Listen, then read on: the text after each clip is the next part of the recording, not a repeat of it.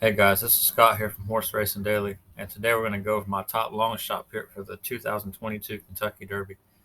And if you go back to my 2019 videos when I was on YouTube a lot more than I've been the last couple of years, I picked Country House as my top long shot pick, and I did that because he fits some of the race styles of like Commanding Curve and Golden Soul. Those just out of the cloud horses that sneak up and get second in the Kentucky Derby at generous odds. And this year, my long shot pick's gonna be Simplification, but for a little bit different reasons. Antonio Sano's the trainer, and he trained Gunnavera, and we'll click on Gunnavera, and he actually did pretty good in some big races with Gunnavera. He fought a lot of the same pattern, got won the Fountain of Youth, then in the Florida Derby got third, but he already had his points from the Fountain of Youth, so there was no reason to have the horse fully cranked up. And then the Kentucky Derby, he got seventh, which is not a bad finish for. It's easy to get bad trips in the Kentucky Derby, so I don't think a seventh place finish is that bad. But in other big races, he got second in the Travers, third in the Pegasus, second in the Breeders' Cup Classic. So I don't think Antonio Sano's a bad trainer when it comes to getting horses ready for big races. So that's not a negative to me.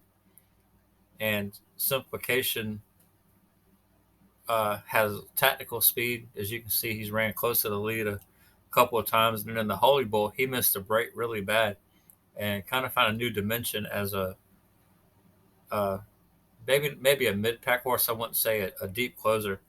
But then the Florida Derby, he reverted back to some of those more tracking the pace tactics. And we'll go to the Fountain of Youth as his big race. There's some good quality closers. And he was the number two horse in the Fountain of Youth. As you can see, he breaks over here on the inside, and he's going to be stuck behind a wall of horses. I'd actually bet him to win the Fountain of Youth, and I was a little nervous right here because he was all in behind horses, and he was going to have to be much the best horse to come out from behind all them horses and go wide and win the race. But he ultimately showed that he could do that. You can see Jose Ortiz kind of holding back on the reins just a little bit, trying to keep him going nice and steady. And you can see the 9 and the 8 High Oak trying to pass him, and he's just going to sit back and kind of bide his time, and you'll start to see around the turn he starts to make his move. And this is the same race. You also had the two Bill Mott horses that caused a nasty spill around the turn, but Simplification gets out in front before all that happens, and he just shows that against this field, he's much the best horse. And the times for this race came back slow. Like you had, I can't remember his name, but there was a horse on the card that ran the mile in like a minute 33, Speaker's Corner, and he went on to win the Carter Handicap at Aqueduct. And this horse ran like 144 for the mile and 16th. So I was a little worried about that. But maybe the track started playing slower as the day went on. Like I don't think this horse is that much worse than that. So I don't know what was up with that. And but needless to say, he did what he was supposed to do: circle the field, put this field away. And in the Florida Derby, I don't think it really